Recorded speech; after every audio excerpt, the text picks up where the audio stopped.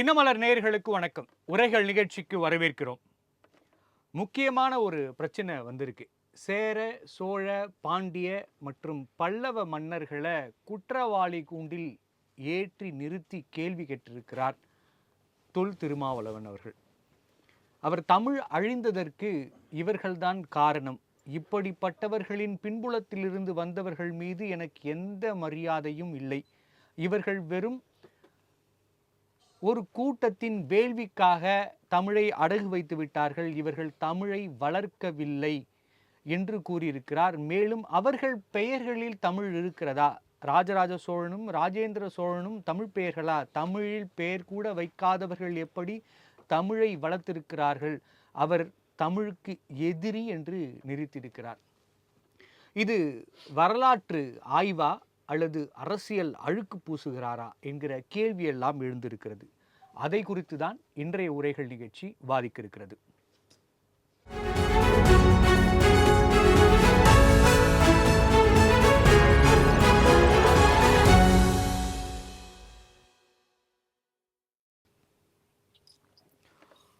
மூவேந்தர்கள் தமிழ் எதிரிகள், திருமாவுக்கு வந்த திடீர் நானோதயம் என்பது குறித்து விவாதிக்க நம்மோடு இணைந்திருக்கும் இருந்தார்கள் வரலாற்று ஆய்வாளர் திரு ஆ. அமுல்ராஜ் அவர்கள். வணக்கம் சார். மற்றும் விசிகாவை சேர்ந்த திரு பி. சாரநாத் அவர்கள். வணக்கம் சார். சாரநாத் சார், உங்ககிட்ட தான் ஆரம்பிக்கணும்னு நினைக்கிறேன். நம்ம எங்க ஆரம்பிச்சு எங்க வந்து நின்று இருக்கோம் அப்படிங்கிற புரிதல் இருக்கா திருமாவிற்கு அப்படிங்கிற ஒரு கேள்வி வைக்கிறாங்க. சமஸ்கிருத எதிர்ப்பு ஆரம்பிச்சிங்க, பார்ப்பனர்கள்ங்கிற வார்த்தையை பயன்படுத்தி எதிர்ப்பு ஆரம்பிச்சிங்க. இப்ப அங்க சுத்தி இங்க சுத்தி கடைசியில மூவேந்தர்கள் மீதே குற்றவாண்டி கூட்டில் ஏற்றி வைக்கக்கூடிய நிலைமைக்கு மாறிவிட்டதா? மூவேந்தர்களா அல்லது சோழர்கள் மீது முக்கியமா? ராஜராஜ அவர் தெளிவாவே சொல்றாரு, மூவேந்தர்களும் இல்ல பல்லவர்களையும் சேர்த்துதான் சொல்றாரு. பல்லவர்கள் கண்டிப்பா. அதாவது நீங்க சோழர்கள் ஒரு குறிப்பிட்ட பகுதியில இருந்த பெயர்கள் எதிலையாவது தமிழ் இருக்கான்னு பாத்தீங்கன்னா கிடையாது. பல்லவர்களுடைய பெயர்களில் சொல்லப்படுகிற பெயர்கள் எதிலையுமே தமிழ் கிடையாது. அப்போ சமஸ்கிருதம் இந்த மண்ணில் கலந்து விட்ட பிறகு ஒரு குறிப்பிட்ட காலகட்டத்திற்கு முன்பாக வெறும் தமிழ் பெயராக இருந்த சேர மன்னர்களுடைய பெயர்களை பார்த்தீங்கன்னா வெறும் தமிழ் பெயராக இருந்தது. ஆனால் ஒரு குறிப்பிட்ட காலகட்டம் பிற்கால சோழர்கள் மத்தியில சமஸ்கிருதம், தெலுங்கு போன்ற கலப்பு மிக அடிப்படையில் இருந்தது. இல்ல, ஒரு சின்ன கேள்வி வச்சிருக்கேன். வரலாற்று ஆய்வாளர் அவரோட பக்கம் விளக்குவாரு. தொல்காப்பியத்திலேயே வட எழுத்துக்கள், வடமொழி வார்த்தைகள் எல்லாம் பயன்படுத்தலான்னு தொல்காப்பியர் சொல்லியிருக்காரு. வடவெழுத்து ஒன்றி வருவது சொல்லுன்றார். அப்ப அங்கேவே சேர்ந்து வரும்போது தொல்காப்பியம் தான் இருப்பதிலே தமிழ்லே ரொம்ப பழமையான இலக்கண நூல். அப்படி இருக்கப்ப அங்கவே ஒரு சொல் என்பது சமஸ்கிருத வார்த்தையை எழுத்துக்களை பயன்படுத்தலாம்னா அப்போதே இருந்திருக்கலாம். அப்ப நம்ம தொல்காப்பியரை சேர்த்தலாமா? தொல்காப்பியர் தான் முதல் எதிரி தமிழுக்கு அப்படின்னு சேர்த்துக்கலாமா? தொல்காப்பியத்தில் மட்டுமல்ல, திருக்குறளில் கூட ஒரு சில திரிபுகள் ஏற்பட்டிருக்கிறது என்பதை தேவனைய பாவாணர் அவர்கள் மிக பல இடங்கள்ல அறுதிட்டு சொல்லியிருக்கிறார் ஆய்வின் மூலமாக. அதனால திருவள்ளுவரை எங்க சார் சேர்க்கணும்? இல்ல, திருவள்ளுவரை சேர்க்க வேண்டியதில்ல. திருக்குறளில் ஏற்பட்ட திரிபுகள், அது திரிபுகள். அதாவது என்னன்னா திருக்குறளுக்கும் பிந்தையது தொல்காப்பியம். அப்ப தொல்காப்பியத்திலே இதை சொல்லியிருக்காரு. இப்ப தொல்காப்பியரை சொல்லதான் சொல்லல. அதான் நீங்க அதான் பாவாணருடைய ஆய்வுகள், மற்ற தமிழறிஞர்களுடைய ஆய்வுகள் நீங்க பாத்தீங்கன்னா அதில் ஏற்பட்ட திரிபுகள்னு சொல்றாங்க. என்னன்னா பிற்காலத்தில் அதில் இணைக்கப்பட்ட திரிபுகள். ஆகையினால அதையெல்லாம் நம்ம அதிக ஆய்வுக்கு உட்படுத்த வேண்டும் என்பது.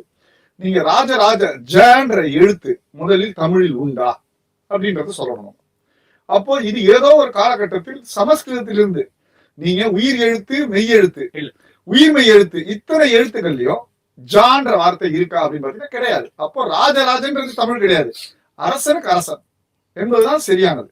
அப்ப அந்த மூவேந்தர்களும் பல்லவர்கள் உட்பட பாண்டியர்கள் உட்பட யாருமே தமிழை காப்பாத்தல, தமிழ் அழிச்சாங்கன்னா இதை ஒட்டுமொத்தமாக இருப்பதாக நம்ம கருதக்கூடாது. ரொம்ப தெளிவா பொறுமையா சொல்லியிருக்காரு. சேர, சோழ, பாண்டிய மற்றும் பல்லவ மன்னர்கள் சொல்றாரு. அப்ப இதுல ஏதோ போற போக்குல சொல்லிட்டு போறான்ல, இதுக்குள்ளே நீங்க எல்லாரையும் சொல்லிட்டீங்கன்னா அப்ப யார் காப்பாத்தணுங்கிற கேள்வி இருக்கு. போற போக்குலயே சொல்லல, தமிழ் அழிக்கப்பட்டிருக்குன்றது உண்மையா இல்லையானா காப்பாத்தினது யாருங்கிற கேள்வி இல்ல. தமிழ் அழிக்கப்பட்டிருக்குன்னு சொன்னீங்கன்னா உண்மை, நீங்க காப்பாற்றப்பட்டது உண்மை. தமிழ் அழிக்கப்பட்டிருக்குன்னு சொன்னீங்கன்னா உண்மை. யார் அழித்தார்கள் தமிழ் அப்படின்னு பாத்தீங்கன்னா, பிறமொழி கலப்பை இந்த மண்ணில் ஏற்றுக்கொண்டவர்கள் யார்? ராஜராஜ சோழன் தஞ்சை பெரிய கோயிலை கட்டுகின்ற காலகட்டத்தில் இருந்து குறிப்பிட்ட சமூகங்களுக்கு நிலங்களை, எத்தனை ஆயிரம் ஏக்கர் நிலங்களை வந்து அந்த என்ன அனாமதேயம் என்ற பெயர்ல வந்து கொடுத்ததாக நம்ம வந்து வரலாற்றுல படிக்கிறோம். இதையெல்லாம் எப்படி ஏற்பட்டுச்சு? அப்போ ஏதோ ஒரு காலகட்டத்துல இவர்கள், இன்றைக்கு இருக்கிற ஆட்சியாளர்களோட எடுத்துப்போம், இன்றைக்கு ஆட்சியாளர்கள் எப்படி இப்போ பாரதிய ஜனதா கட்சி அரச ஆட்சியை வந்து அல்லது இந்தி திணிப்பை ஏற்றுக்கொள்கிற ஆட்சியாளர்களாக இருக்கிறார்கள் ஒரு சிலர், அந்த சிந்தனை உள்ளவர்களாக இருக்கிறார். அப்படி அந்த காலகட்டத்தில் அது தேவை என்றோ அல்லது அழுத்தத்தின் காரணமாக ஏதோ ஒரு காரணத்திற்காக அன்றைக்கு இருந்த அரசர்கள் செய்த தவறுகளையும் நாம் விமர்சிக்கதான் செய்யணும். இதுல சேற்றை வாரி இறப்பதாக நம்ம கருதக்கூடாது. அவர்கள் இந்த மக்களுக்கு பாடுபட்டிருப்பார்களா என்று சொன்னா நிச்சயமாக பாடுபட்டிருப்பார்கள். உங்க கருத்து அமல்ராஜ் சார் கேட்போம். அமல்ராஜ் சார், தமிழுக்காக ஏதேனும் பாடுபட்டிருப்பார்கள் தான், ஆனா அவர்கள் அழித்ததுதான் அதிகம். ராஜராஜ சோழனும் ராஜேந்திர சோழனும் தமிழுக்காக என்ன செஞ்சுட்டாங்க அப்படின்னு கேக்குறாரு. எதுவும் செஞ்சிருக்காங்களா சார்? சார், முதல்ல நம்ம பார்க்கணும்னா, இப்ப நீங்க கேட்ட கேள்வியிலிருந்தே நான் வந்து அதே கேள்வி நான் மீண்டும் கேட்கணும்னு விருப்பப்படுறேன். இப்போ ராஜராஜ சோழனும் அல்லது மூவேந்தர்களும் பல்லவர்களும் தமிழை அழித்தார்கள் அப்படின்னு சொன்னா, சரி, தமிழை காத்தவர்கள் யார்? அதுக்கு பதில் சொல்லணும் இல்ல சார்? தமிழை காப்பாற்றியவர்கள் யார்? இப்ப நீங்க கேட்ட கேள்வியை நான் அதே கேள்வியை எழுப்புறேன். இதுக்கு என்ன பதில் இருக்கு? நான் திருமாவர்கள் இதை மட்டும் சொல்லிடுறேன். பல நூற்றாண்டு காலங்கள் சமஸ்கிருத கலப்போடுதான் தமிழ் பேசப்பட்டு வந்தது. சமஸ்காரம், வந்தனம் அதை காப்பாற்றி யாருக்கு கேள்வி? இன்றைக்கு உங்களுக்கான நேரத்துல பேசுங்க. அவர் காணொலியில இணைந்திருக்கிறார். அவர் கேட்கிற கேள்விக்கு பிறகு உங்கள் நேரத்தில் நீங்கள் பதில் கூறலாம். சார், தொடர்ந்து நீங்க பேசுங்க. ஒண்ணும் இல்ல, இப்ப என்னுடைய கேள்விக்கு ஒரே வார்த்தையில அவர் சொல்லலாம், தமிழை அழித்தவர்கள் இந்த மூவேந்தர்கள் பல்லவர்கள் அப்படின்னு சொன்னால், தமிழை காத்தவர் இவர் அப்படின்னு ஒரே ஒரு பேரை மட்டும் அவர் குறிப்பிட்டா போதும். அல்லது அதே மேடையில அண்ணன் திருமா வந்து தமிழை காத்தவர் இவர் அப்படின்னு யாரையா ஒருத்தரை குறிப்பிட்டு போதுமானது. ஆனா அந்த இடத்துல அவர் சொல்லல.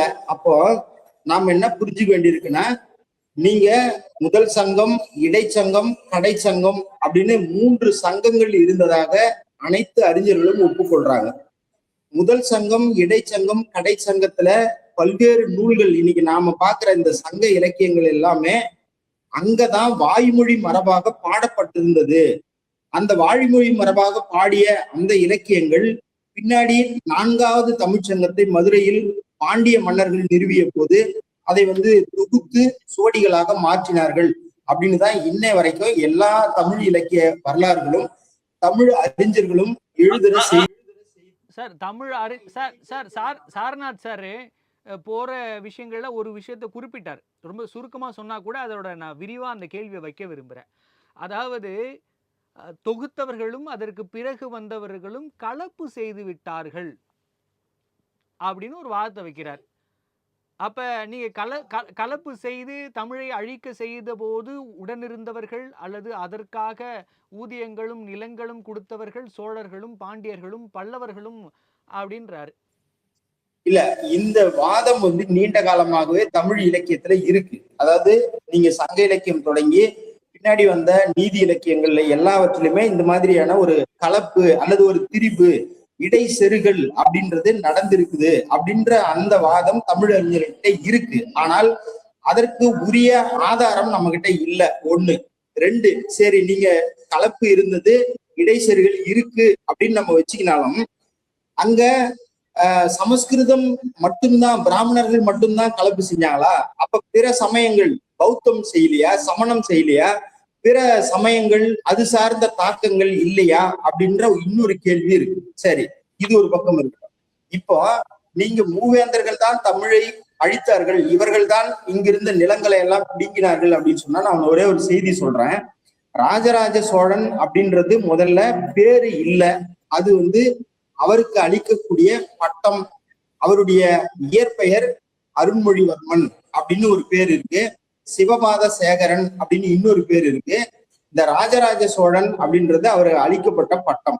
அதே போல ராஜேந்திர சோழனுக்கும் அவருடைய இயற்பெயர் மதுராந்தகன், அவருக்கு அளிக்கப்பட்ட பட்டம் ராஜேந்திர சோழன், ராஜராஜ். இப்படி இப்போ அரசர்கள் நிலம் கடந்து எல்லை கடந்து அவர்கள் ஒரு பெரும் பரப்பை கட்டி அமைத்தவர்கள். அவங்களுக்குன்னு ஒரு குறிப்பிட்ட நாடு தான். இப்ப ராஜேந்திர சோழன் வெறும் தமிழ்நாட்டை மட்டும் ஆட்சி செஞ்சார், இந்தியாவை மட்டும் ஆட்சி செஞ்சார் அப்படின்லாம் இல்ல. கடல் கடந்த நாடுகளை வென்று ராஜேந்திர சோழன் தன்னுடைய கட்டுப்பாட்டுல வச்சிருந்தாரு. அப்போ கடல் கடந்த நாடுகள்ல ராஜேந்திர சோழனுடைய கல்வெட்டுக்கள் எந்த மொழியில பொறிக்கப்பட்டிருக்குது? இன்னைக்கு ராஜேந்திர சோழனுடைய கல்வெட்டுக்கள் பெரும்பாலும் கிடைக்குது, பல வெளிநாடுகள்ல இன்னைக்கு கிடைக்குது. அவருடைய கல்வெட்டுக்கள் சமஸ்கிருத மொழியில பதிவு செய்யப்பட்டிருக்குதா, அல்லது பாலி மொழியில, பிராகிருத மொழியில, வேற ஏதாவது மொழியில அந்த கல்வெட்டு இருக்குதா? எல்லாமே அவருடைய கல்வெட்டுக்கள் தமிழ் கல்வெட்டா இருக்கு. அதே போல ராஜராஜ சோழன் மீது நாம் வைக்கிற குற்றச்சாட்டு அவர்கள் பிராமணரை ஆதரித்தார். அதே ராஜராஜ சோழன் தான் பிராமணர்கள் தமிழர்களுக்கு எதிராக இருந்தார் அப்படின்றதுக்காக இங்கிருந்து கேரளா வரை படையெடுத்து சென்று காந்தலூர் சாலை களமறுத்து அருளி அப்படின்னு அவருக்கு ஒரு பேர் இருக்கு. இப்ப காந்தலூர் சாலையில இருந்த பிராமணர்களுடைய அந்த சபையை அல்லது அவர்கள் நிர்வகிச்சு வந்த அந்த மடத்தை அடித்து தீக்கிரையாக்கினார் அப்படின்ற செய்தி இருக்கு. இதே போல நீங்க பாண்டிய மன்னர்கள்ல ஆரிய படை கடந்த நெடுஞ்செழியன் அப்படின்னு ஒரு பாண்டிய மன்னனுக்கு பேர் இருக்கு. இப்ப இந்த ஆரிய படை கடந்த அப்படின்றது எதை குறிக்குது? இந்த கேள்வி இருக்கு. இன்னொன்னு, இங்க ராஜராஜ சோழன் நிலங்களை எல்லாம், தமிழர் கையில் இருந்த நிலங்களை எல்லாம் பிடிங்கி பிராமணர்களுக்கு கொடுத்தாரு. இதே ராஜராஜ சோழனுடைய தங்கை குந்தவை நாச்சியார் காலத்தினுடைய ஒரு கல்வெட்டு கரந்தை கல்வெட்டுன்னு குடவாயில் பாலசுப்ரமணிய ஐயா அதை படியெடுத்திருக்கிறார். அந்த கல்வெட்டுல பிராமணர்கள் கிட்ட இருந்த பிரம்மதேயங்களாக இருந்த பல்லாயிரக்கணக்கான நிலங்களை எடுத்து தமிழர் கைகளில் இங்கிருந்த கோயில்களை நிர்வகித்த வேளாண் விவசாய சபைகளிடம் ஒப்படைத்தார் அப்படின்ற செய்தி. அதுதான் உண்மை செய்தி. ஆனா இவங்க அந்த கல்வெட்டை குடவாயில் பாலசுப்ரமணியம் படித்து வெளியில சொல்றதுக்கு முன்னாடி என்ன சொன்னாங்கன்னா, அந்த கல்வெட்டுல இங்கிருந்த தமிழர் நிலங்களை எல்லாம் ராஜராஜ சோழன் பிடுங்கி பிராமணர்களுக்கு அந்த இறையிலி நிலமாக பிரம்மதேயங்களாக கொடுத்தார் அப்படின்னு சொன்னாங்க. ஆனால் அதுல இருக்கிற உண்மை செய்தி என்னன்னா, இங்கிருந்த அந்த பிராமணர்கள்கிட்ட இருந்த நிலங்களை எல்லாம் எடுத்து கோயில் சபைக்கு இவர் உருவாக்கின அந்த வேளாண் சபைக்கு ஒப்படைத்தார். அதான் செய்தி. அப்ப இந்த மாதிரி வரலாற்று நெடுகிலும் மூவேந்தர்களை தமிழர்களுக்கு எதிராக நிறுத்துற அந்த போக்கு தொடர்ந்து இருக்குது. ஆனால் இப்ப நம்ம கேட்க வேண்டியது, அப்ப அவர்கள் தமிழுக்கு செய்யல அப்படின்னு சொன்னால் தமிழை காத்தவர்கள் யார்? 3 சங்கங்களை வைத்து 4 சங்கங்களை வைத்து தமிழை காப்பாற்றியவர்கள் யார்? இந்த பக்தி இலக்கியங்கள் எல்லாம் பல்லவர்கள் சமஸ்கிருத மயமானது, பல்லவர்கள் பிராமணத்தை ஏற்றுக்கொண்டார்கள், ஒரு பல்லவ மன்னர் பேர் கூட தமிழ் இல்லைன்னு சொன்னா, நீங்கள் இன்றைக்கு இருக்கிற தேவாரத்தையும் திருவாசகத்தையும் 4000 திவ்ய பிரபந்தமும் யாருடைய காலத்தில் தமிழ்நாட்டுல தோன்றியது? இந்த பக்தி இலக்கியங்கள் யாருடைய காலத்தில் உருவானது அப்படின்றத பதில் சொல்லணும். நீங்க யாருடைய ஆட்சி காலத்தில் அதெல்லாம் பாடப்பட்டது? அந்த பக்தி இலக்கியங்கள் எல்லாம் சனாதானத்தை போற்றுவதாகத்தானே இருக்கிறதுங்கிறதான அவர்களுக்கு நெருடலாகவே இருக்கு. தமிழர்கள் காலந்தோறும் பல்வேறு சமயங்களை ஆதரித்தார்கள், பல்வேறு சமயங்களை அவர்கள் போற்றினார்கள். அதுல மாற்று கருத்து இல்ல. நீங்க உங்களுக்கு பிடிக்காதுன்றதுக்காக அது சனாதனம், அப்புறம் அதுக்கு இன்னொரு தர்மம்னு பேர் வச்சு இருந்தீங்கன்னா, மக்கள் அவர்கள் காலந்தோறும் சிவனை வழிபட்டார்கள், 5 திணைகளுக்கு 5 தெய்வங்களை வழிபட்டார்கள். தொடர்ந்து பேசலாம் அமல்ராஜ் சார், தொடர்ந்து பேசலாம் சார்நாத் சார். இப்ப சேர சோழ பாண்டிய பல்லவ மன்னர்கள் எல்லோருமே தமிழுக்கு எதிராக இருந்தார்கள், சமஸ்கிருதத்தை ஆதரித்தார்கள், தமிழை அழித்தார்கள் அப்படின்னு வச்சுக்கிட்டா கூட சரி, அப்படிதான் செஞ்சிருக்காங்க. அந்த காலத்தில் வாழ்ந்த புலவர்கள் யாருக்குமே திராணி இல்லையா? எல்லோரும் அடிமையாக இருந்தார்களா? அப்பொழுது இந்த புலவர்களும் எழுத்தாளர்களும் பெரும் அறிஞர்களும் யாருமே எதிர்த்து பேசலையா? யாருக்கும் ஆண்மை இல்லையா? பேடிகளாக ஆகிவிட்டார்களா? அப்படி இருந்துதான் இந்த இலக்கியங்கள்லாம் வந்துதா? இல்ல, இப்போ நம்ம எல்லாரும் அந்த மன்னர்களை புகழ்ந்து பாடி இருக்கிறார்கள். அப்படின்னா வெறும் காசுக்காக பாடுகிற வெட்டி கூட்டமாக இந்த புலவர்கள் இருந்தார்கள்னு திருமாவளவன் சொல்றாரா? நீங்க அவ்வளோ ஆழமா அதுக்குள்ள போக வேண்டியதில்லை. ஆழமான சார் அந்த ஒரு வார்த்தையில ஆழமாக தமிழ் மக்களை காயப்படுத்துகிற வார்த்தையை பேசி இருக்காரு. காயப்படுத்துறதுலாம் இல்லைங்க. நம்மை முன்பு ஆண்டவர்கள் சரியாக ஆண்டார்களா, என்னென்ன சரியாக செய்தார்கள், எதை எதை தவறாக செய்தார்கள் என்பதை ஒரு விமர்சன பார்வையோடு நாம் அணுகணும். சரி, இந்த எல்லாருமே சரியானவர்கள், அந்த விமர்சனம் என்பது 100% சரியானது இல்ல 100% தவறானது அப்படின்னு சேற்றை வாரி இறைக்கிற போக்கு அதுல கிடையாது. அதையும் தாண்டி அவர் சொல்லியிருக்காரு, தமிழர்களுக்கு எதிரியாக இருந்திருக்கிறார்கள், அவர்கள் வழிவந்தவர்னு சொல்றதுல எனக்கு வந்த பெருமையும் இல்லை, அவன் என்று ஒருமையில் பேசியிருக்கிறார். பாடும்பொழுது புலவர்கள் பேசுகிற ஒருமை என்பது முற்றிலும் வேறு. ஆனா அவன் ஒருமையில பேசின இடம்ங்கிறது வேறு. அவ்வளவு பேசியிருக்காருன்னா அப்ப அந்த புலவர்களும் அப்பொழுது பாடிய பெரும் புலவர்களும் அறிஞர்களுமே யாருக்குமே சொரணை இல்லாம இருந்தாங்களா? அந்த சொரணை இல்லாத வழிதான் நாம் தோன்றலாம். எல்லா வரலாறுகளும் பதிவு செய்யப்படுவதில்லை. அரசர்களுடைய வரலாறு இப்போ ஒரு ஆய்வாளர் சொன்னதை போல ராஜராஜ சோழன் என்பது பொது பெயர், அவருடைய அருண்மொழி தேவன் என்ற பெயரை பல பேருக்கு தெரியாது. அப்போ வரலாறு இதுவும் சரியானது தானா அப்படின்றதையும் நமக்கு தெரியாது. நம்ம ஒரு வரலாற்று ஆய்வாளர்கள் அடிப்படையில் நம்ம பார்க்கணும். திருவள்ளுவர் என்பவரே பல பேர் என்று சொல்லக்கூடிய ஆய்வுகள் கூட இருக்கு. ஆகையினால நம்ம புலவர்களுடைய எதிர்ப்பு, அங்கே இருக்கிற மக்களுடைய எதிர்ப்பு என்பது என்னவென்று வரலாறு எப்படி பதிவு செய்திருக்கோம், அந்த சூழல் எப்படின்றதை நம்ம சொல்ல முடியாது. ஆனால் அதே சமயம் ஒரு 1500 வருடங்கள்ல முதலையாக ஆண்மையோடு பதிவு செய்திருப்பது திருமாவளவன் தான் அப்படிங்கிறீங்களா? பல பேர் அவரே அதை சொன்னார். சொன்னாரு பல பேர் பல காலகட்டங்களில், பெரியார் உள்பட, பாவாணர் உள்பட, பல மறைமலை அடிகள் உள்பட பலர் பாவாணர் சான்றுகள் பாவாணர் சார் நீங்க சொன்னவங்களா யாருக்கு எதிரானவர்கள்னு எல்லாருக்கும் தெரியும். யாருக்கு எதிரானவர்கள்? எல்லாருமே உங்களுக்கு யார் எந்த சித்தாந்தத்திற்கு எதிராக நீங்க இப்ப பேசிட்டு இருக்கீங்களோ அந்த சித்தாந்தத்துக்கு எதிரான மறைமலை அடிகள் எங்களுக்கு சித்தாந்தத்திற்கு ஏற்றவராக இருக்க வேண்டும் என்ற அவசியம் இல்ல. நான் 2 கேள்வி வச்சிருக்கேன். 2 கேள்விக்கு நேரடி பதில் இருக்கா? நேரடி பதில் இருக்குது. ஏதேனும் சான்றுகள் இருக்கா? வரலாறுகள்ல சான்றுகள் இருக்கா? இவர்கள் தமிழுக்கு எதிராக ஏதேனும் ஒன்றை செய்தார்கள்? தமிழுக்கு எதிராக செய்தார்கள் என்று சொன்னால் வடநாடுகளில் கூட கொடுக்கப்படாத பிரம்மதேயம் என்கிற கான்செப்டை என்ற தத்துவத்தை கொண்டு வந்தது சோழ ஆட்சியில தான். இதை விட வரலாற்று சான்று என்ன வேணும்? ஆமாங்க, அந்த சொல்லிலிருந்து பாருங்க. அப்போ கொஞ்சம் கொஞ்சமாக சமஸ்கிருதம் இந்த மண்ணை ஆள்வதற்கான, அல்லது அந்த சமஸ்கிருதம் கொண்டு வருகிற ஆரிய கோட்பாடு தமிழக மண்ணை ஆள்வதற்கான தன்மைகளை உருவாக்கியவர்கள் இந்த மன்னர்கள் என்பதுல நமக்கு எந்த மாற்று கருத்து. ஒரே ஒரு விஷயம் மட்டும் நல்லா சொல்லிடுறேன். இப்போ உங்களுக்கு இஸ்லாமிய மன்னர்கள் இந்த தவறுகளை செய்தார்கள் என்று பல பேர் சொல்லுவாங்க. நான் என்ன சொல்றேன்னா, மன்னர்கள் செய்கிற சரி தவறு அதை ஆய்வு கண்ணோட்டத்தோட பார்க்கணும். அவரை சொல்லிட்டாங்க அவங்க இஸ்லாமியருக்கு எதிரானதுன்னு அர்த்தம் கிடையாது. அப்படி வெள்ளையர்கள் ஆண்டும் போது ஒரு சில நன்மைகள் நடந்திருக்கும், பல தீமைகள் நடந்திருக்கும். அதை வெள்ளையர்கள் மீதான ஆங்கிலேயர்கள் மீதான விமர்சனமா வைக்கணும். அப்படிதான் விமர்சனத்தை ஆய்வுக்கு அதற்கான ப்ரூஃப் வேணும். என்ன ப்ரூஃப் வச்சிருக்கீங்க? ஏதேனும் கல்வெட்டுகள் இருக்கா, இல்ல ஓலைச்சுவடிகள் சான்றுகள் இருக்கு? ஏதேனும் சான்று இருக்கும் சார். நம்ம அவர் சொன்னார் இவர் சொன்னார், ஒருத்தர் இன்னொருத்தர் சொல்லி அவர் இன்னொருத்தர் சொல்றது இல்ல சான்று எடுத்துக்க முடியாது. இன்னைக்கு நீங்க சொல்லிட்டு போவீங்க, 50 வருஷம் கழிச்சு அவரே சொல்லிட்டாருன்னு சொல்றதெல்லாம் சான்று ஆக முடியாது. ஏதேனும் ஆவணங்கள் இருக்கிறதா, குறிப்புகள் இருக்கிறதா? அப்படி எதுவும் இருக்கிறதா? ஆவணங்கள் மிக குறிப்பாகவே சொல்லுது. எப்படி ராஜராஜ சோழன் எந்த ஆவணம் இல்ல, ராஜராஜ சோழன் வாழ்க்கை வரலாற்று ஆவணங்களே எல்லாரும் ஒப்புக்கொண்ட விஷயம் தானே. அவர் பிரம்மதேய நிலங்கள் ஒதுக்குனார். 35,000 ஏக்கர் நிலங்களை ஒரே நேரத்தில் ஒதுக்குனாரு. பல கிராமங்களை ஒட்டுமொத்தமாக கொடுத்தார். அவர் நண்பர் ஆய்வாளர் சொன்னதுல கூட ஒரு சின்ன திருத்தம் ஒன்று இருக்கு. அவர் அந்த பார்ப்பனர்கள் வாழ்ந்து கொண்டிருந்த கேரளாவில் இருக்கக்கூடிய அந்த மடத்தை போய் தாக்குவதற்கு காரணம் தன்னுடைய ஆட்சிக்கு எதிராக அவர்கள் சூழ்ச்சி செய்கிறார்கள் என்பதுதானே தவிர இவர்களை நேரடியாக எதிர்க்க வேண்டும் என்பதில்லை. இதுல நாம யாரையும் எதிர்க்கவும் சொல்லல. நாம என்னன்னா, ஆனால் என்ன நடந்தது, அதனாலுடைய விளைவுகள் என்ன என்பதை ஒரு விமர்சன கண்ணோட்டத்தோடு, அதுவும் ஒரு அரசியல் கட்சி தலைவராக இந்த சமூகத்தை, தமிழக மக்களை தமிழர்களாக நிலைநிறுத்த வேண்டிய கட்டாயத்தில் இருக்கக்கூடிய ஒரு தலைவர் அதை சொல்ல வேண்டிய கடமை இருக்கு. 1000 வருடங்களாக இருந்த புலவர்கள் எல்லாம் செய்யாததை தான் செய்ய போறீங்க. பலர் சொல்லுங்க. யாராவது சமீபத்திய வரலாறையும் உங்களுக்கு சொல்லிட்டேன். சமீபத்திய வரலாறுகள் அயோத்திதாச பண்டிதருடைய வரலாற்று சமீபத்திய வரலாறுகள்ல இவர் சொன்னாருன்னு சொல்லிட்டு போவாதீங்க. ஏதேனும் குறிப்புகள் இருக்கா, கல்வெட்டுகள் இருக்கா, ஓலைச்சுவடிகள் இருக்கா, ஏதானும் ஒரு இலக்கியத்தில் பாடப்பட்டு இருக்கிறதா, சொல்றது எதுலயாவது இருக்கா?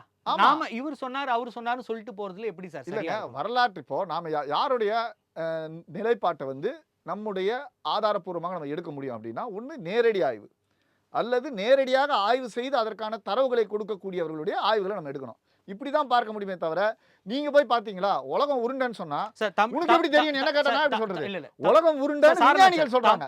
அப்படி அயோத்திதாச பண்டிதர் காலகட்டத்திலிருந்து பாவாணரிலிருந்து பெருஞ்சித்திரனார் வரை பல தமிழறிஞர்கள், ஆய்வாளர்கள் எப்படியெல்லாம் சார் நான் கேட்கறது ரொம்ப தெளிவான கேள்வி. தமிழுக்காக இந்த மன்னர்கள் எல்லாம் என்ன செய்தார்கள் என்பதற்கான கல்வெட்டுக்கள் இருக்கிறது.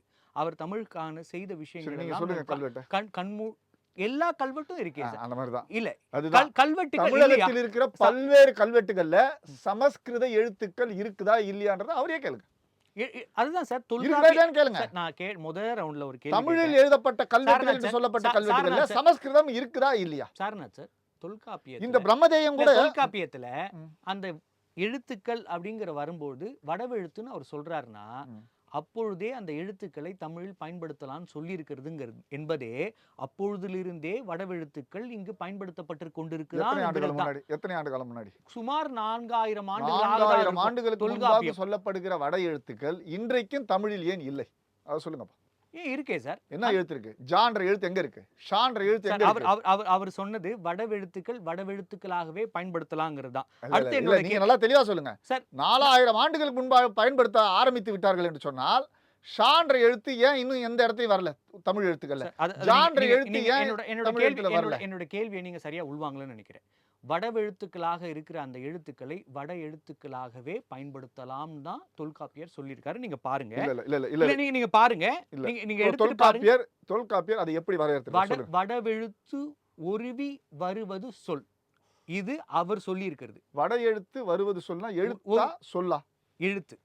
அப்போ வந்து எழுத்து அப்போ தொல்காப்பியத்துல ஷா இருக்கு இல்ல ஜா இருக்குன்றீங்க? அல்ல தமிழ்ல இல்ல, நான் சொல்றது நீங்க தொல்காப்பியர் சொல்லிட்டாருன்றீங்க.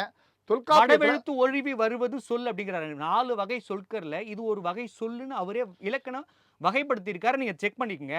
என்னோட கேள்வி, கடைசி கேள்வி உங்களுக்கு, அப்பொழுது இருந்த புலவர்கள் யாரும் எதிர்த்து பேசலையா? அதற்கான தரவுகள் இல்லையா? நிச்சயமா பேசியிருப்பாங்க, பேசாம இருந்திருப்பாங்க. எந்த எதிர்ப்பு குரல் பதிவு செய்யப்பட்டிருக்குமோ பட்டிருக்காதோ அது வேற. நான் ஒரே ஒரு கேள்வி கேட்கிறேன். தொல்காப்பியர் அப்படி சொல்லிட்டாரா? தொல்காப்பியத்தில் எந்த இடத்தில் வட எழுத்து இருக்கு? திருக்குறளில் எந்த இடத்தில் வட எழுத்து இருக்கு?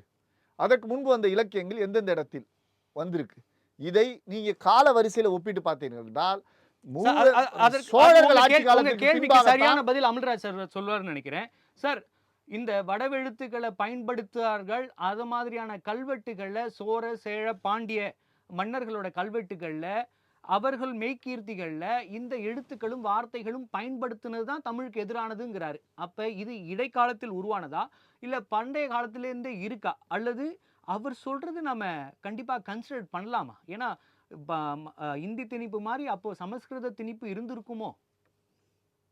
அதாவது நீங்க தொல்காப்பியர் காலத்திலேயே இங்க வந்து தமிழ் புலவர்களோடு நீங்க இன்னைக்கு நம்ம சொல்லி நிற்கிற பிராமணர்கள் அப்படின்னு சொல்ற அந்த சமுதாயத்தை சார்ந்தவர்களும் புலவர்களாக இருந்திருக்கிறார்கள்.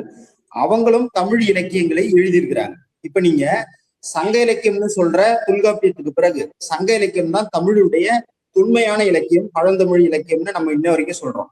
சங்க இலக்கியங்களில் பாடப்பட்ட புலவர்கள் பல பேர் நீங்க இன்னைக்கு சொல்லக்கூடிய அந்த பிராமண ஆரிய சமுதாயத்தை சார்ந்தவர்கள். அதுக்கு கபிலர் ஆகட்டும், பரணர் ஆகட்டும், இப்படி நக்கீரர் ஆகட்டும், பல்வேறு புலவர்கள் ஆரிய அந்த சமுதாயத்தை சார்ந்தவர்கள். இப்ப இவங்க எல்லாம் எழுதுனதுதான் நாம சங்க இலக்கியம்னு சொல்லிட்டு இருக்கிறோம். இப்ப இவர்கள் எல்லாம் நாம இன்னைக்கு, அதாவது குறிப்பா 1900களுக்கு பிறகு தமிழ் மண்ணுல திராவிடம் அப்படின்ற சித்தாந்தம் உருவாகிய பிறகு இவர்கள் குறிப்பாக தந்தை பெரியார் அவர்கள் தொடங்கிய அந்த எதிர்ப்பு என்பது தமிழர், அதுக்கு எதிராக அவர் நிறுத்தியது ஆரியம் அப்படின்னு. அது குறிப்பா அதுக்கு முன்னாடி சொல்லணும்னா கூட கால்டுவெல் வந்த பிறகுதான் 1856களில் அவர்தான் முதலில் இந்த தென்னிந்திய மொழிகளை திராவிட மொழிகள் அப்படின்ற பேரிட்டு அழைத்தார். நீங்க அதுக்கு பிறகு வந்த ஐயா இவர் சொல்ற மாதிரி பெரியாரோ அல்லது பின்னாடி வந்த இரட்டைமலை சீனிவாசன், அயோத்தியாச பண்டிதர் இப்படியான அறிஞர்கள் எல்லாமே திராவிடத்தை ஏற்றுக்கொண்ட ஆய்வாளர்கள். அதுக்கு முன்னாடி யாரும் இங்க திராவிட ஆய்வாளர்கள் இல்லை. இவர்களுடைய காலத்தில் அன்றைக்கு கால்டுவெல் சொன்னிய அந்த கருத்து புதிதாக இருந்தது. பெரியார் அதை ஏற்றுக்கொண்டார்.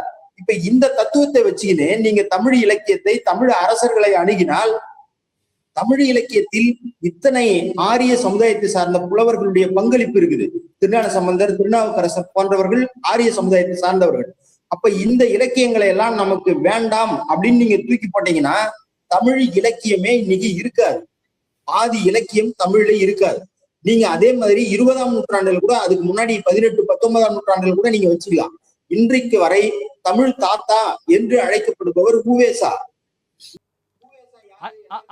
ஐயருங்கிற வார்த்தையை சொல்ல மாட்டேங்கிறீங்களே சார் அப்படின்றதுக்காக உவேசா செய்த பணிகளை எல்லாம் தூக்கி போட்டுடலாமா? தூக்கி போட்டா உங்களுக்கு சங்க இலக்கியமே ஓலைச்சுவடியில் இருந்து பெரும்பாலான சங்க இலக்கியங்களை மீட்டு தமிழர்களிடம் ஒப்படைத்தது அமல்ராஜ் சார். அப்படி தொகுக்கிறேன் அப்படிங்கிற பேர்ல நடுவுல வந்த இந்த பார்ப்பனர்கள் தான் தமிழ் இலக்கியங்கள்லையும் இலக்கணங்கள்லையும் நிறைய சமஸ்கிருத வார்த்தைகளை இடைபுகுத்தி இருக்கிறார்கள், திரிபுகளை ஏற்படுத்தி இருக்கிறார்கள் என்ற வாதத்தை வைக்கிறாங்களே சார். 17, 18ஆம் நூற்றாண்டுகள்ல ஐரோப்பால இருந்து வீரமா முனிவர் வந்தார், ஜீவ் போப் வந்தார், கால்டுவெல் வந்தார், எல்லிஸ் வந்தார், ராபர்ட் டி நோப்லி வந்தார், சீகன் பால்கு, இந்த மாதிரியான ஒரு பெரும் கிறித்துவ பாதிரிமார்கள் தமிழ்நாட்டுல வந்து தமிழை நன்றாக கற்று தமிழ்ல புலமை பெற்று அவர்கள் வந்து காப்பியங்கள் எழுதினாங்க, நூல்கள் எழுதினாங்க. அப்ப இவர்கள் வந்து கிறித்துவத்தை இடைச்செருகளாக செஞ்சார்கள் சொன்னா தமிழுக்காக தங்கள் பெயரை மாற்றிக்கொன்ற ஒரு தியாகிகள் சார் அவர்கள் எப்படி போய் சொல்லியிருப்பாங்க? அதே சார், அந்த மாதிரி அப்ப ஆரியத்திலேயும் தமிழுக்காகவே தன்னுடைய பெயரை அல்லது தன்னுடைய வாழ்க்கையை அர்ப்பணித்தவர்கள் இருக்குதாங்கன்னு சார் செய்யறாங்க. நீங்க கபிலரோ பரணரோ இல்ல நான் சொன்ன நக்கீரரோ இவர்கள் என்ன சமஸ்கிருதத்துல பாடல் பாடினாங்களா? கம்பர் சமஸ்கிருதத்துல எழுதினாரா? அப்ப இவர்கள் தமிழுக்கு செய்யலையா? நீங்க அதுதான் நான் சொல்றேன், உங்களுக்கு ஒரு அரசியல் நிலைப்பாடு தேவை. நீங்கள் அரசியல் செய்வதற்கு இங்க தமிழர் ஆரியர், தமிழர் திராவிடர் இப்படியான ஒரு சித்தாந்தங்கள் உருவான பிறகு நான் கடந்த காலங்களில் எல்லாருக்குமே நான் உங்களுக்கு கேட்கிறேன், என்றைக்காவது ஐயா சொல்ற மாதிரி ஒரு அரசர்களுடைய தவறை சரியை சீர்தூக்கி பார்க்கணும், சரி பார்க்கலாம், ஏத்துக்கலாம். என்றைக்காவது எந்த மேடையிலாவது திருமாவர்கள் மூவேந்தர்களுடைய ஆட்சி சிறப்பை பற்றி எங்கேயாவது பேசியிருக்கிறாரா? சோழர்கள் காலத்தில் பிராமணர்களுக்கு மட்டும்தான் பிரம்மதேயம் கொடுத்தாரா? ஒரு போரில் வெற்றி பெற்ற அரசர் படை வீரர்களுக்கு குதிரைப்பட்டின்னு நிலங்களை தந்தாங்க. அதே போல பல ஒவ்வொரு போர்க்களத்திலையும் பங்காற்றிய ஒவ்வொரு குடிகளுக்குமே நிலங்களை வந்து இவங்க தானமா தந்திருக்கிறாங்க. அப்போ எல்லாரையும் போல அதே பெரிய அவங்க பிரம்மதேயமா பிராமணர்களுக்கு தந்திருக்கிறாங்க, இல்லைன்னா சொல்ல. இதை மட்டுமே வைத்துக் கொண்டு பேசுற நாம் சோழர்கள் காலத்துல நீர் மேலாண்மைக்காக ஏரிகள் எடுக்கப்பட்டது, நிலங்கள் அளக்கப்பட்டது, தமிழருடைய இசை கலைகள் கோயில்கள்ல அரங்கேற்றம் செய்யப்பட்டது, இப்படி பல்வேறான செயல்களை இவங்க செஞ்சிருக்கிறாங்க. அது குறித்து என்றைக்காவது இவர் வந்து பேசியிருக்கிறாரா? என்ன சொன்னாரு? கோயில்கள் என்றால் ஆபாசமான அருவருக்கத்தக்க சிலைகள் இருக்கும், அதுதான் கோயில்கள் அப்படின்னு கடந்த காலத்துல பேசினார். இந்த வார்த்தையை நீங்கள் ஒரு தேவாலயத்தை நோக்கி உங்களால கேள்வி கேட்க முடியுமா? அல்லது ஒரு தர்காவை நோக்கி உங்களால கேள்வி கேட்க முடியுமா? சார், எல்லா சமயத்திலும் எல்லா விதமான முரண்பாடுகள் இருக்கத்தான் செய்யுது. நீங்க இஸ்லாத்துல பிரிவுகள் இல்லையா? கிறிஸ்துவத்துல பிரிவுகள் இல்லையா? அது போல தமிழும் சமஸ்கிருதம், நல்லா புரிஞ்சுங்க, தமிழும் சமஸ்கிருதமும் தொன்மையான மொழிகள். நீங்க தொல்காப்பியர் அதே காலத்தில் பாணினியம் அப்படின்ற ஒரு இலக்கண நூலை எழுதினார். தமிழ் எவ்வளவு தொன்மையான மொழியோ அதே அளவுக்கு இங்க சமஸ்கிருதம் தொன்மையான மொழி. ஆனால் இவர்கள் சமஸ்கிருதம் தமிழோடு சேர்த்து முரண்பாடான ஒரு அரசியலை கட்டமைப்பதற்கு தான் இந்த மாதிரியான தொடர்ந்த ஒரு வாதங்களை பொதுவெளியில வைக்கிறாங்க. இது இன்றைக்கு சரி, நீங்க அரசர்களை குறை சொல்றவர்கள் ராஜராஜன் தமிழ் பெயரா, ராஜேந்திரன் தமிழ் பெயரா, மு.க. ஸ்டாலின் தமிழ் பெயரா, கருணாநிதி தமிழ் பெயரா, ராகுல் காந்தி தமிழ் பெயரா? ஏன் அதுக்கு மேல நான் சொல்றேன், நீங்கள் முழக்கமிடுகிற ஜெய் பீம் அப்படின்ற வார்த்தை தமிழ் பெயரா? தலித் என்பது தமிழ் பெயரா? இதெல்லாம் நீங்க பேசுவீங்களா? அதை கேள்வி கேட்பீங்களா? ஜெய் பீம் என்பது தமிழ் சொல்லா நீங்க கேள்வி கேட்பீங்களா? சார், இவங்களுக்கு இந்த நாலாண்டு திமுகவை விமர்சனம் செய்ய முடியுமா? நீங்க ராஜராஜ சோழனை விமர்சனம் செய்யறீங்க, ராஜேந்திரனை விமர்சனம் செய்யறீங்க. இந்த 4 ஆண்டு திமுக ஆட்சியில் எவ்வளவு அட்டுழியங்கள் நடக்குது, இந்த அரசு எவ்வளவு சீர்கெட்டு போயிருக்குது, அதை உங்களால சீர்திருத்தி விமர்சனம் செய்ய முடியும். அமல்ராஜ் சார், மூவேந்தர்களும் செய்ய முடியாத பொற்கால ஆட்சியை கொடுக்கிற திராவிட மாடலை ஏன் விசிக விமர்சனம் செய்ய வேண்டும் என்று விரும்புகிறீர்கள்? இல்ல இப்போ இதை அவரே எதிரில் உட்கார்ந்து இருக்கிற நம்ம விசிக சார்ந்த ஐயாவே அவர் மனசாட்சிப்படி பதில் சொல்லட்டும். இது பொற்கால ஆட்சி தானா? வேங்க வயல் நாம ஆய்விலிருந்து மருவி அரசியல் காழ்ப்புணர்ச்சியோடு போய் கொண்டிருக்கோம். நீங்க பேசியதே அரசியல் காழ்ப்புணர்ச்சிங்கிறதான குற்றச்சாட்டவே. ராஜராஜனையும் ராஜேந்திர சோழனையும் எப்பயோ வாழ்ந்து மறைந்த அரசுகளை பற்றி விமர்சனம் இல்ல விவாதிப்பதில் எந்த விதமான அரசியலும் கிடையாது. ஆனால் அதனால் ஏற்பட்ட தாக்கம் என்ன, சமூகத்தில் என்னென்ன நடந்திருக்கு தெரிந்து கொள்வது என்ன தப்பு? சாரநாத் சாருக்கு உண்மையாவே சொன்னதை நான் சொல்லிடுறேன். இல்ல, இந்த பேச்சின் பல பேர்களை சொன்னாரு. ஸ்டாலின், ஜெய் பீம், தலித் போன்ற வார்த்தைகள் எல்லாம் தமிழ் இல்லதான். அததான் நான் சொல்றேன், ஒத்துக்கன்னு சொல்றேன். இவர்கள் எல்லாம் தமிழுக்கு எதிரி, தமிழுக்கு ஆதரவாளர்கள் இல்லைங்க. இந்தெந்த பெயர் தமிழ் கிடையாது என்பதை நாம ஒப்புக்கொள்ளுங்க. ராஜராஜ சோழன் என்கிற பெயர் தமிழ் பெயர் கிடையாது. சமஸ்கிருதம் கலப்பு ஏற்பட்ட காலகட்டத்தில் தங்களது பெயர்களை சமஸ்கிருத மயமாக்கி கொண்டார்கள் என்பதுல யாருக்கும் எந்த விதமான மாற்று கருத்து இருக்க வேண்டியதில்லை. இதுல எதுக்கு இவ்வளவு பெரிய அதை எதுக்காக சொன்னார்னா, அப்படிப்பட்டவர்களா தமிழை காத்தார்கள்னு ஒரு கேள்வி வச்சார். அதற்காக அதன் தொடர்போடு தான் இது பேசப்பட்டிருக்கிறது. இல்ல, அடுத்த கேள்வி நான் வச்சிடுறேன். இப்ப ராஜராஜ சோழனிலிருந்து, ராஜேந்திர சோழனிலிருந்து, கம்பனிலிருந்து வள்ளுவன் வரைக்கும் தமிழை கொண்டாட மற்றவர்கள் ஆரம்பித்து விட்டார்கள். நமக்கானது இது இல்லை அப்படின்னு கை நழுவி போதுங்கிறதால சீச்சி இந்த பழம் புளிக்கும்னு நம்ம தூற்ற ஆரம்பித்து விட்டோமா அப்படிங்கிற கேள்வி இருக்குல்ல. இப்படிப்பட்ட விமர்சனங்களை நாங்க இன்றைக்கு நேற்று வைக்கல. சாதியம் இறுக கட்டமைக்கப்பட்டது சோழர்களின் ஆட்சி காலத்தில் என்று பல ஆய்வுகள் சொல்லுகிறது. இதையெல்லாம் நாங்கள் விமர்சனத்துக்கு இப்போ உட்படுத்தலை. எங்கள் தலைவரே பல ஆண்டுகளாக இது விமர்சனத்துக்கு உட்படுத்தி கொண்டிருக்கிறார். அப்படிப்பட்ட விமர்சனங்களுக்கு நாம் நேர்மையாக பதில் சொல்லணும். ராஜராஜ சோழன் இப்போ அவர் நண்பர் பல விஷயங்களை சொன்னார். இப்போ குடவாசல் முறை போன்ற பல முறைகள் சோழ மன்னர்கள் ஆட்சி காலத்தில் இருந்ததுன்னு கூட சொல்கிறாங்க. இதையெல்லாம் நம்ம ஏற்றுக்கொள்கிறோம். ஆனால் அவர்கள் செய்த பாதகங்கள் இந்த சமூகத்தில் ஏற்படுத்திய தாக்கம் என்பதை நாம் அப்படியே கடந்து விட முடியாது. இது வரைக்கும் சாரநாத் சார் பிராமணர்களுக்கு நிலம் கொடுத்ததை தவிர, பிராமணர்களுக்கு இல்ல இதுதான் நேரடி குற்றச்சாட்டு, அதை தவிர வேற ஏதும் குற்றச்சாட்டு வச்ச மாதிரியே தெரியல. சமஸ்கிருத மயமாக்கப்பட்டது. இப்ப அவர் சொன்னதை நான் அப்படியே ஏத்துக்கிறேன். அன்றைக்கு தமிழ்நாடு என்று ஒன்று கிடையாது. பல நிலங்களை கைப்பற்றினார்கள், ஆண்டார்கள். அப்போ தங்களை பொதுமயப்படுத்தினார்கள்.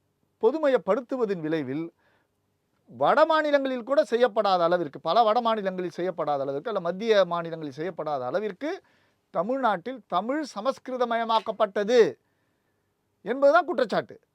அதன் வழியாக தமிழ் பல நெடுங்காலம் சமஸ்கிருத சொற்களோடு புழங்கப்பட்டது. கிட்டத்தட்ட ஒரு 50, 60, 70 ஆண்டுகளுக்கு முன்பாக கூட வணக்கம் என்கிற சொல் கிடையாது.